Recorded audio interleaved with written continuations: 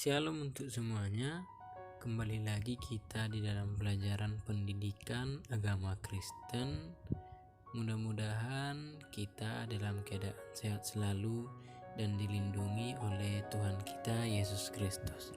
Untuk mengingatkan kembali supaya kita tetap menjaga kesehatan kita, apalagi di dalam musim pandemi COVID-19, supaya kita tetap menjaga kebersihan dan menjaga kesehatan diri kita.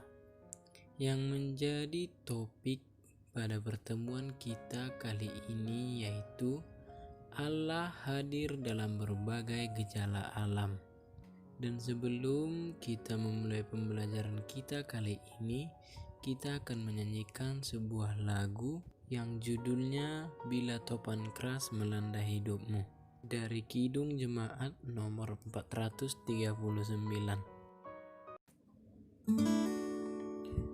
Bila topan keras melanda hidupmu, bila putus asa dan letih lesu, berkat Tuhan satu-satu hitunglah, kau niscaya kagum oleh kasih-Nya. Berkat Tuhan mari hitunglah, kau kan kagum oleh kasih-Nya. Berkat Tuhan mari hitunglah, kau niscaya kagum oleh kasih-Nya. Kita berdoa. Tuhan Yesus, kami turut bersedih dengan penderitaan saudara kami yang kena musibah bencana alam. Tolonglah mereka agar mereka terhibur. Tolonglah kami untuk dapat membantu mereka. Amin. Ada beberapa poin yang menjadi tujuan pembelajaran pada materi kita kali ini, yaitu yang pertama, mengimani kehadiran Allah melalui doa permohonan kepada Tuhan. Yang kedua, memiliki sikap peduli terhadap orang lain yang mengalami musibah. Yang ketiga, memahami cara mensyukuri kehadiran Allah dengan doa permohonan kepada Tuhan. Dan yang terakhir, menunjukkan sikap kepedulian terhadap iklim dan gejala-gejala alam. Yang menjadi nats Alkitab kita pada materi kita kali ini, yang pertama tertulis di dalam Mazmur 107 ayat 29. Sama-sama kita buka Alkitab kita. Demikian firman Tuhan. Dibuatnyalah badai itu diam, sehingga gelombang-gelombangnya tenang. Dan nats Alkitab kita yang kedua itu tertulis di dalam Markus 4 ayat 35 sampai 41. Itu sebenarnya Markus ya nak, bukan Mazmur. Demikian firman Tuhan. Pada hari itu sudah petang, Yesus berkata kepada mereka, "Marilah kita bertolak ke seberang." Mereka meninggalkan orang banyak itu, lalu bertolak dan membawa Yesus beserta dengan mereka dalam perahu di mana Yesus telah duduk, dan perahu-perahu lain juga menyertai Dia. Lalu mengamuklah taufan yang sangat dahsyat, dan ombak menyembur masuk dalam perahu, sehingga perahu itu mulai penuh dengan air. Pada waktu itu, Yesus sedang tidur di buritan di sebuah tilam. Maka murid-muridnya membangunkan Dia dan berkata kepadanya, "Guru, Engkau tidak peduli kalau kita binasa?" Ia pun bangun, menghardik angin itu dan berkata kepada danau itu, "Diam, tenanglah." Lalu angin reda dan danau itu menjadi teduh sekali. Lalu ia berkata kepada mereka, "Mengapa kamu begitu takut?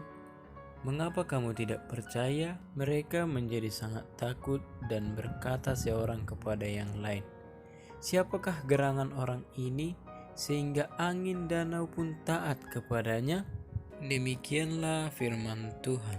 Kita lanjut. Siapakah yang pernah mendengar bunyi petir?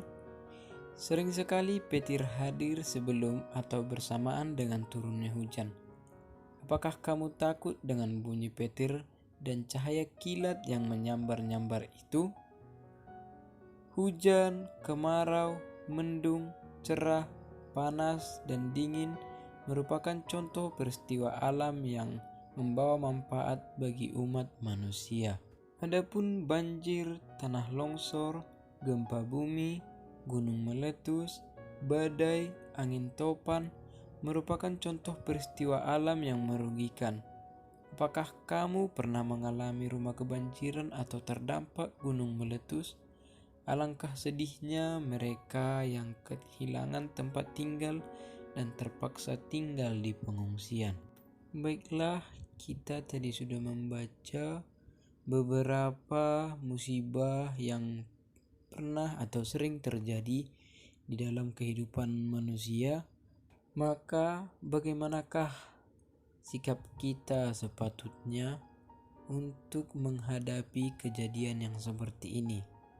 Apakah yang harus kita lakukan kepada teman-teman kita yang terkena bencana atau terkena musibah tersebut? Yang pertama, ketika kita mengetahui ada terjadi suatu bencana atau musibah di suatu tempat, hal yang harus kita lakukan adalah aku berdoa untuk mereka, atau kita harus berdoa untuk mereka. Seandainya kamu turut mengalami kejadian tersebut, apakah yang ingin kamu ungkapkan dalam doamu kepada Tuhan Yesus? Ketika kita mengetahui telah terjadi bencana di suatu tempat, maka kita harus mendoakan yang baik-baik kepada mereka, seperti kita harus mendoakan supaya mereka cepat pulih, kita harus mendoakan mereka supaya mendapat bantuan, kita harus mendoakan mereka supaya mendapat pengobatan, dan kita harus mendoakan mereka supaya mereka dapat penghiburan dari Tuhan Yesus Kristus. Kemudian sikap kita yang kedua, kita peduli atau aku peduli. Ada banyak orang yang mengalami bencana. Kamu bersama dengan teman-temanmu dapat menunjukkan kepedulian dengan tindakan menyisihkan uang jajan atau tabunganmu lalu dikumpulkan. Mintalah guru untuk membantu menyerahkan kepada yang membutuhkan.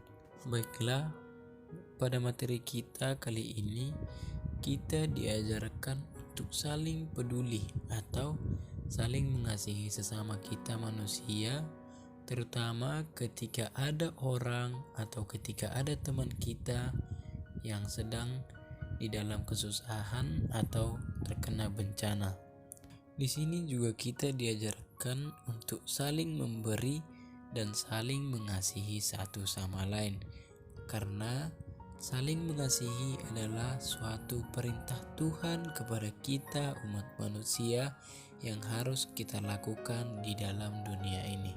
Baiklah, yang menjadi kesimpulan di dalam pembelajaran kita kali ini yaitu segala bencana alam memiliki hubungan erat dengan Tuhan dan sudah menjadi keyakinan banyak orang dari dulu sampai sekarang. Tuhan itu Maha Kuasa. Segala sesuatu di dunia ini terjadi hanya atas kehendak-Nya. Konsekuensinya, berkat, anugerah, dan hal-hal positif yang kita alami berasal darinya. Tetapi juga bencana alam dan hal-hal negatif lainnya. Baiklah, melalui materi kita kali ini, hendaknya kita sesama manusia saling menolong dan saling peduli terhadap satu sama lain. Karena apapun yang terjadi di dalam dunia ini itu sudah merupakan rencana Tuhan, dan kita sebagai ciptaannya harus menuruti segala perintah Tuhan, karena Tuhan itu adalah Maha Kuasa. Demikian materi kita kali ini. Sampai jumpa pada materi kita berikutnya, untuk mengingatkan kembali supaya kita tetap menjaga kesehatan kita dan semangat. Oke, sampai jumpa. dan shalom.